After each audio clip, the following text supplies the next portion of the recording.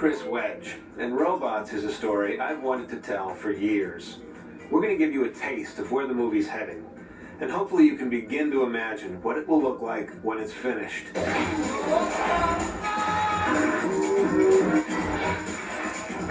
Hello, Robot City! I love you! Sigourney Villain. That's a lot of robots. All you need is an upgrade. All I need is one stinking neck joint. What? Robots is a big, colorful, mechanical world. So we're using any mechanical thing we can think of as inspiration to design it. You know, we're putting pieces and parts together to make buildings from the shiny stuff that'll stand in for maybe high tech in our world or newer, to rusty old things that people feel aren't useful anymore. So more than anything, we're looking at shapes and patina on different surfaces, right down to the way their eyes look, how the lenses are. It's fun picking through junk. This guy right here kind of started it all. This is a Evinrude motor from the 40s or 50s. I just think he's got a lot of personality, you know? He's helping inspire our main character, Rodney. Brace yourself. You're about to get very popular. Our movie opens inside at night with Mr. and Mrs. Copperbottom. They pull down a large box from the top shelf that says baby making kit. In this world, an all-robot world, in order to make a baby, you literally make a baby. You're like putting the bicycle together on Christmas Eve. And it's complete with all the frustrations that comes with. 12 hours of labor. Finally, baby Rodney is born. Parents adoringly admire their creation. When Mrs. Copperbottom notices that there's one more piece rattling around in the box, We did want a boy, right? Dad attaches the last piece. This won't hurt a bit, son. And our story begins. Robots grow up by getting new parts for their birthday. Hi, son. Are those my big boy parts? They sure are. So Rodney's father's a dishwasher. Literally a dishwasher. They have limited means, so each year, instead of getting shiny new parts like all the other kids, Rodney gets some pretty beat-up hand-me-downs. But he's a good sport about it. Later at a parade, Rodney and his dad gaze at a magnificent float of a noble, majestic bot. Who's that?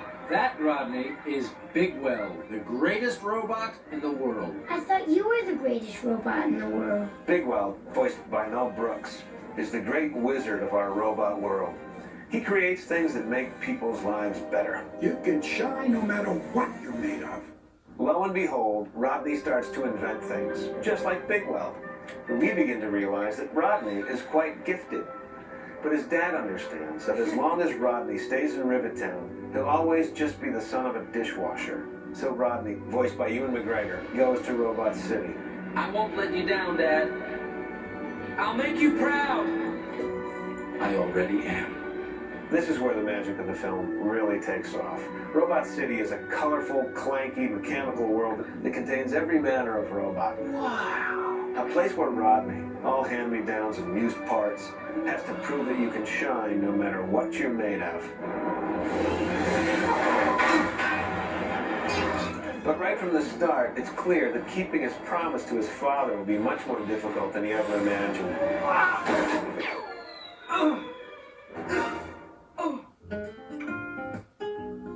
In Robot City, Rodney befriends the Rusties. An oddball crew that he meets there. Over here. Oh, no, not that. Fender's always losing parts of himself. No. Ow. Crank, voiced by Drew Carey, is a cranky conspiracy theorist. Oh man, this is my third oil change today. Something's wrong with me.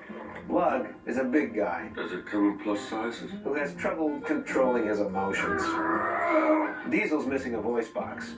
He's a springy robot version of Harpo Marx. And Piper, voiced by Amanda Bynes, is the tomboy kid sister of the Rusties. We are not scrap, and we will not be treated this way. They all live in Aunt Fan's cozy mechanical apartment, which is never big enough for Aunt Fan's big old fanny. Whoa!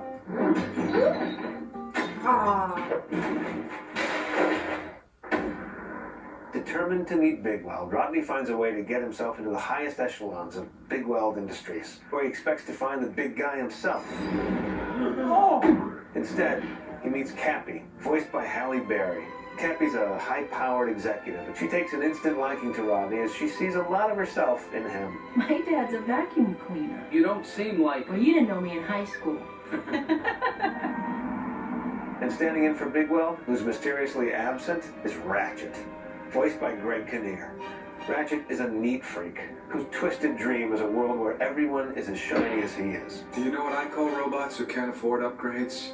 Scrapnel. But even with all of his power, it's never good enough for his constantly disappointed horror of a mother, Madame Gaskin. She runs the Chop Shop, the most evil place in Robot City. By this time tomorrow, you'll be the head of Ratchet Industries. These two villains are on a course to change Robot City forever. What started as Rodney's simple quest to meet Bigwell quickly becomes an urgent mission to save the big guy's life, and Robot City with it. To do that, Rodney, the hand-me-down son of a dishwasher, has to shine brighter than anyone ever expected.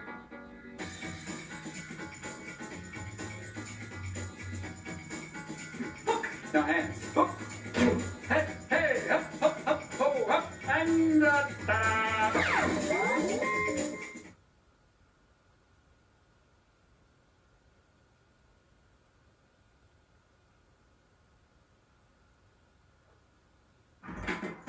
She's very sweet. She's very cute. She's everybody's very favorite little redhead. Hi, I'm Strawberry Shortcake. Now available on video and DVD. You can bring home these heartwarming stories your family is sure to love. In Strawberry Shortcake's best pets yet, the fur flies when a finicky cat and a mischievous pup try to get along. Then, ride along with Honey Pie Pony as she journeys into new lands with old friends. In Strawberry Shortcake's Adventures on Ice Cream Island, featuring the Strawberry Land Phillies. Collect them all. Strawberry Shortcake's very best adventures. Now available on video and DVD.